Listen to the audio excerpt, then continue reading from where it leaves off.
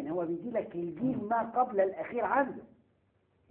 يعني هو متأخر جيلين والجيل قبل الأخير. نعم. هو بيديني الجيل ما قبل الأخير عشان الحفظ على السرية بتاعته.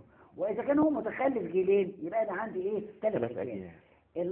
الفجوة دي في الستينات ابتدت تقل، في السبعينات بدل ما تبقى أمريكا سابقة إيه 3 أجيال، لا 3 لا إسرائيل 3 أجيال، هيبقى جيلين، هيبقى جيل، هيبقى في الثمانينات قفلوا الإيه؟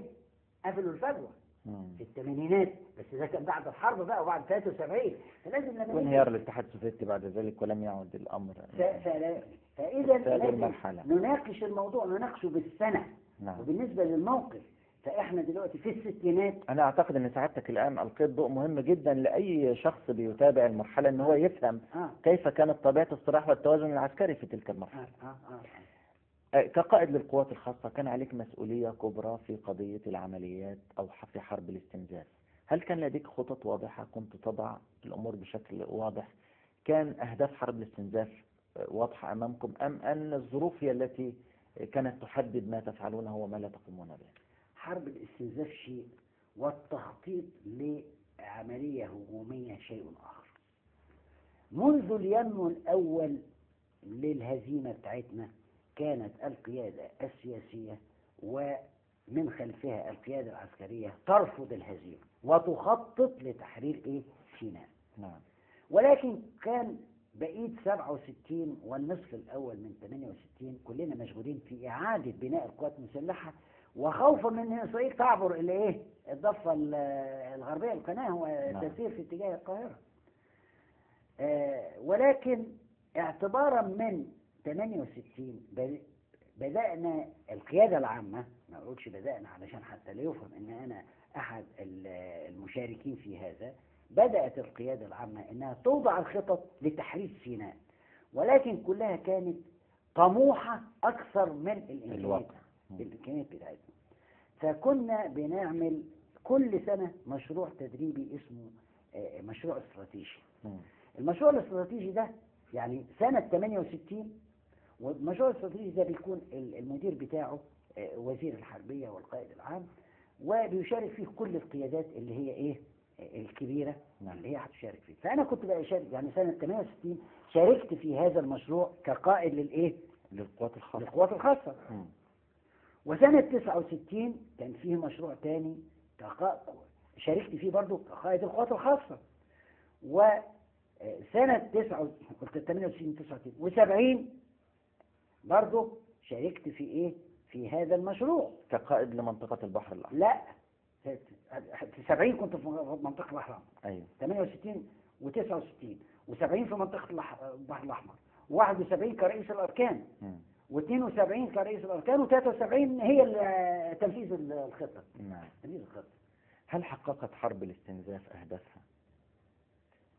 احنا كنا لسه بنتكلم على حرب الاستنزاف ويتهيألي ان احنا ما وفناهاش حقها، انما اقدر اقول لك ايوه وخدت يعني حققنا بعض الاهداف. اذا بعض الناس ينظروا الى حرب الاستنزاف كأنها هزيمة واننا تحملنا خسائر اكثر مما تحمله الآخر، وهذه حقيقة اذا نظرنا على التقييم من وجهة نظر الخسائر. لان احنا اقصى ما يمكن الدورية بتاعتنا بتطلع بتدمر دبابة وترجع بأسير او تقتل لها 4 أنفار 4 عساكر وبتاع، واذا رجعت ترجع بأسير، يعني حاجات خسائر محدودة ولكن ذو قيمة ومعنوية عالية جدا. انما هو يخش بالطيران بتاعه ويضرب يعمل لي خسائر 20-30 واحد في الغارة الواحدة ويكررها اكثر من مرة، ويدمر معدات ويدمر حاجات أكثر مما دمرناها إحنا. ولكن هذه نظرة يعني تنقصها الموضوعية.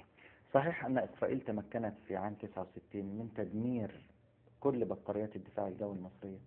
69 صح، وأصبحت سماء مصر مفتوحة تمرح فيها كما تشاء. وفي هذا أذكر في خلال شهر ديسمبر 69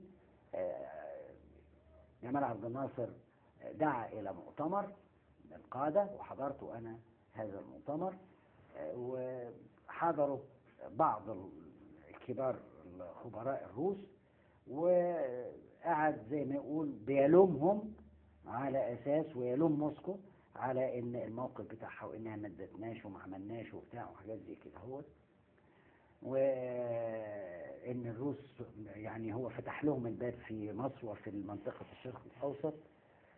وانتهى بإن هو ودون أن نعلم راح واخد بعضه وسافر إيه على موسكو. كان وصلنا إلى حد سماء مصر مفتوحة وما عندكش أي أسلحة. فلأول مرة بقى دخلوا السوفيت بقوة، بعتوا قوات عسكرية سوفيتية سوفيتية على أرض مصر. على أرض مصر. يعني بعتوا 100 طيار. احنا نقف عند هنا. هذا طيب. ما سوف نبدأ به الحلقة القادمة، التواجد العسكري السوفيتي المباشر على أرض مصر أثناء حرب الاستنزاف، والإعداد الذي تم لحرب أكتوبر، وإعادة بناء الجندي المصري للدخول في هذه الحرب الكبرى في عام 73. شكرا سعادة الفريق. شكرا. كما أشكركم مشاهدينا الكرام على حسن متابعتكم.